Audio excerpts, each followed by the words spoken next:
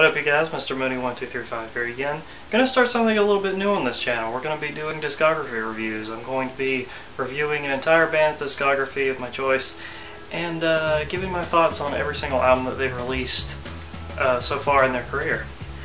And the first band that I'm going to be doing this is Brit-pop legends Blur. Now when you think of Brit-pop, Blur is pretty much near the top. They almost were the godfathers of the genre, and they created quite an impact on the world with their music.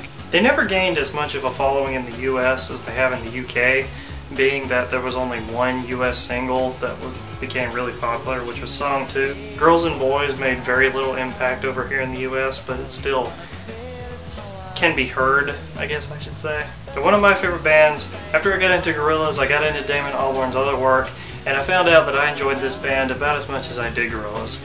So yeah, I'm going to give this band some props and just talk about their albums. We're going to be going in chronological order, so today I'm going to be talking about Leisure, the debut album from Blur. To start off with, the band members consist of Damon Albarn, the lead singer of Gorillaz, The Good, the Bad, and the Queen, and many other projects. Graham Coxon, the lead guitarist, Alex James, the bassist, and Dave Roundtree, the drummer. These guys are very talented musicians, and they each have their own props.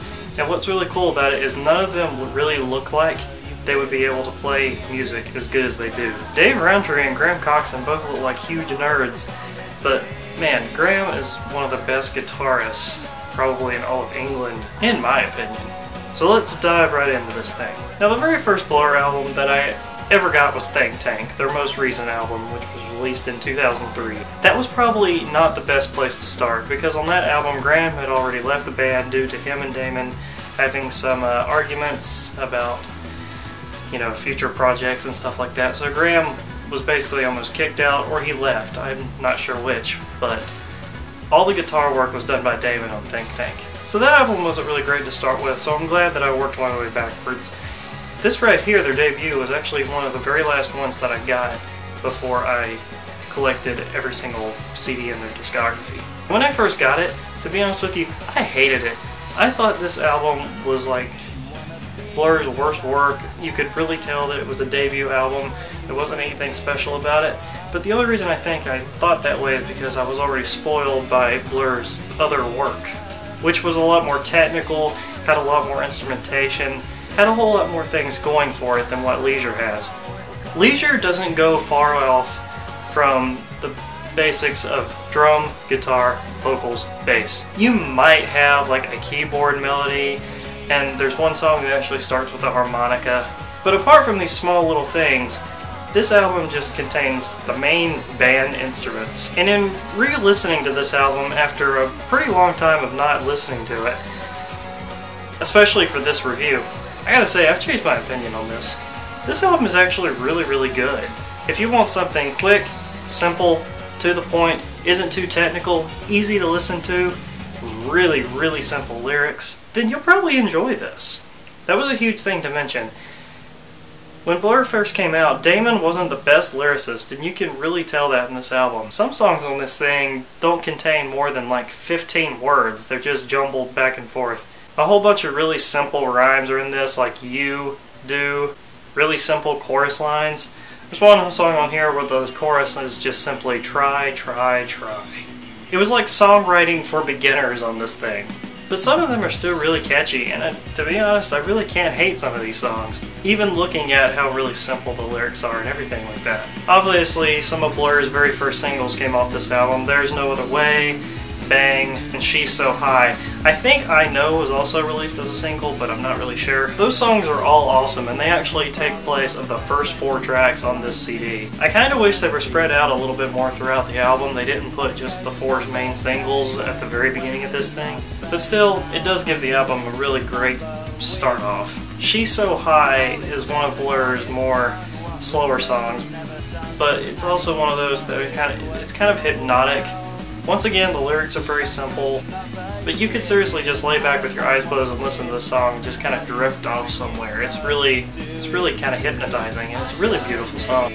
There's No Other Way is actually available on Rock Band, and I gotta say, it's perfect for the game. There's No Other Way is a really simple rock jam that is so easy to just sing along to and have fun with. It's great. Bang has some really great lyrics. This is one of the songs on this album that I think have the best lyrics out of all the simplicity. The melody and the chorus and everything about it just ties together so well, and I absolutely love this song.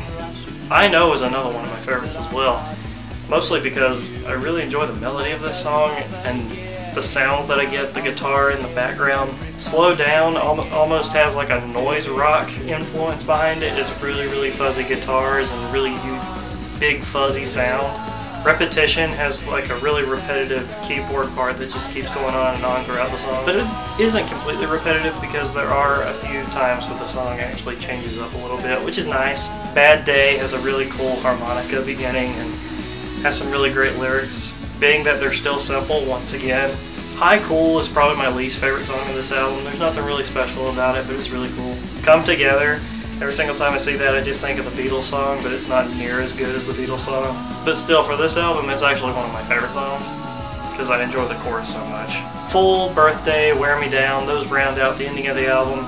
It kind of gets a little bit slower, especially on Birthday, but it has a really explosive climax at the very end. So yeah, like I said, when I first heard this thing, I thought it was awful.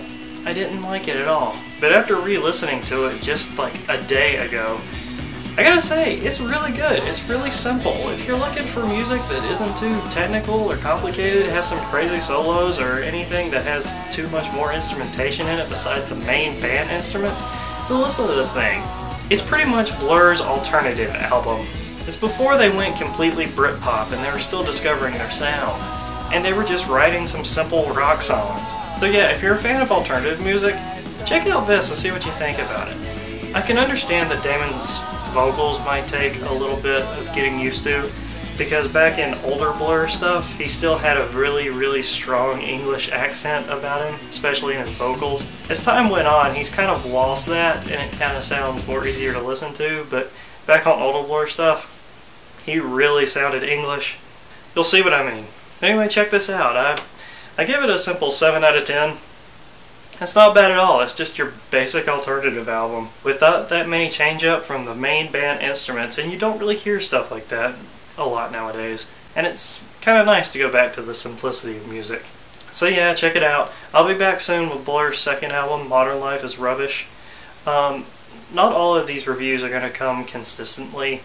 I'm not just going to put up like bam bam bam. There's not going to be my next series of videos are all just going to be this Blur thing. They're going to be split up a little bit to give some variety so that you don't get totally tired of me talking about Blur for the next few videos. So anyway, I hope you enjoyed this. Check it out. It's an album that's really kind of hard to find nowadays too. Can't really find it in stores that much, but check out some tracks on YouTube. I think you'll discover something kind of cool. Mr. Mooney 1235. I'll see you guys later.